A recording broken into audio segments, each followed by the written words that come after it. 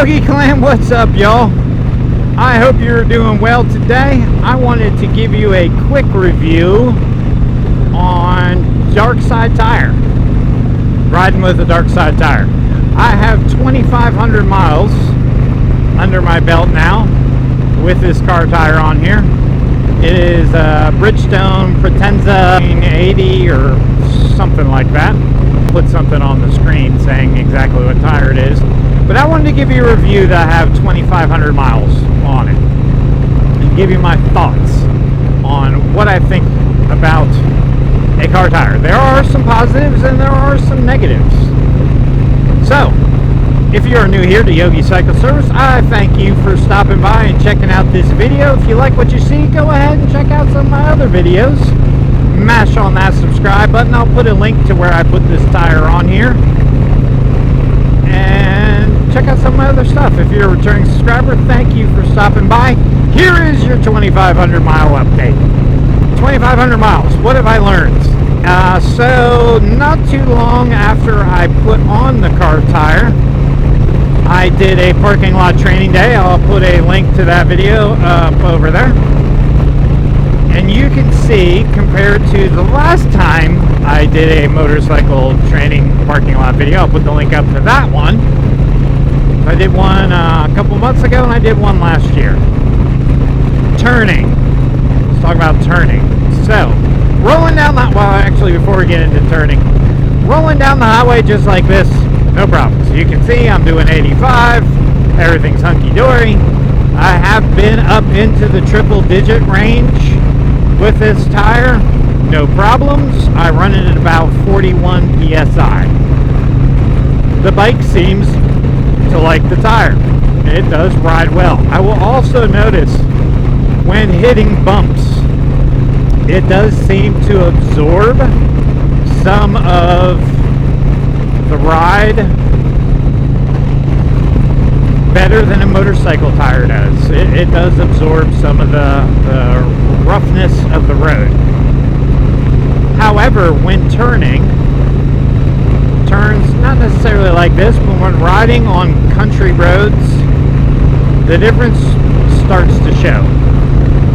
I can, on a motorcycle tire, you know, you can kind of lean when you're just lean when you're doing turns on country roads and go through the turns without a problem. With a car tire on there, you have to counter steer a whole lot more in turns. So if I'm making a right-hand turn, I'm pushing on my right handlebar. If I'm making a left-hand turn, I'm pushing on the left handlebar.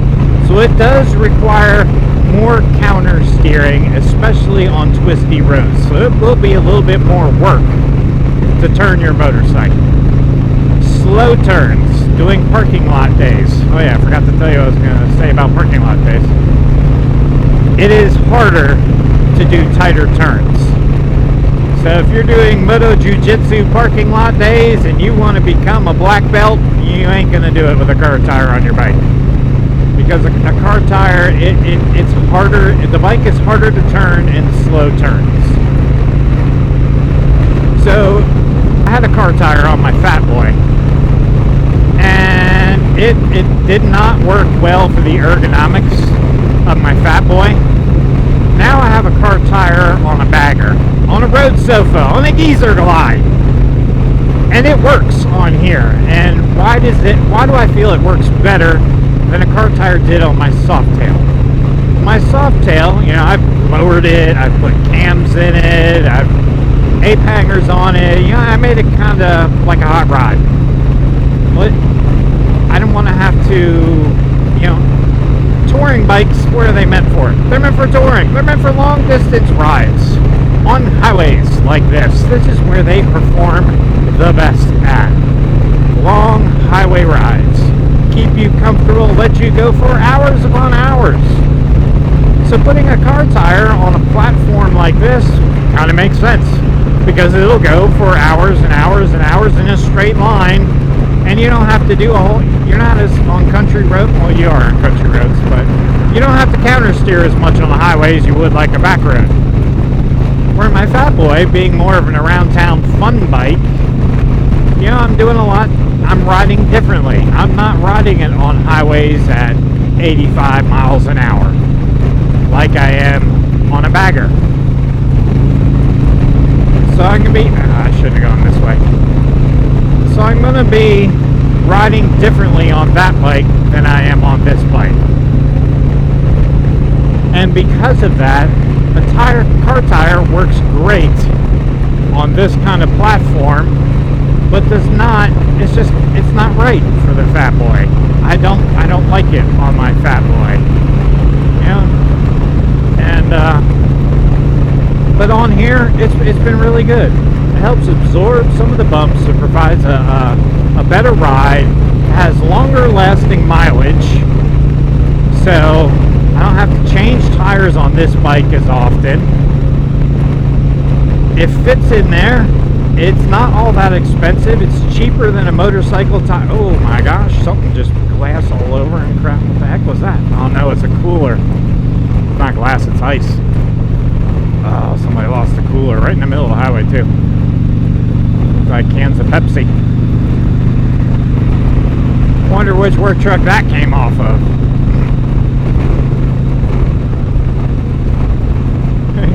Probably that dually right there. He's gonna get to work and realize his case of Pepsi is gone. You lost your cooler, bro.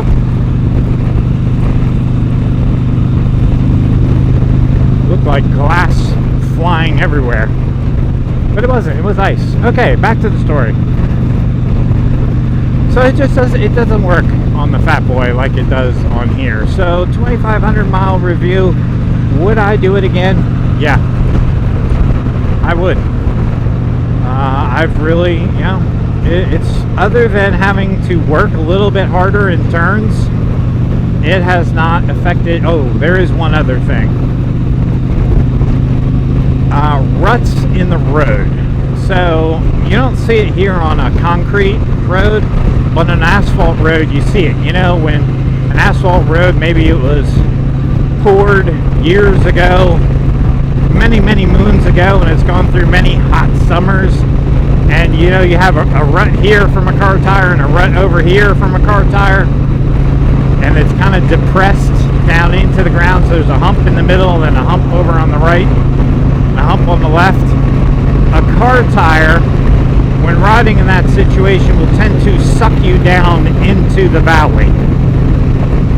So where that becomes critical is when you're pack riding and you're riding bar to bar, and somebody's in this lane, somebody's in that lane, and let's say it's a one-lane road, and then you have the hump in the middle, it goes up, and then it jumps down into the shoulder. If you get on top of the hump and you get a little bit to the right of the hump, it'll suck you down off the side of the road. It's going to go for the low spot, whether that's in the tire rut or on the shoulder of the road. So I was coming back from DC this year, and I was on the left side. I was over here.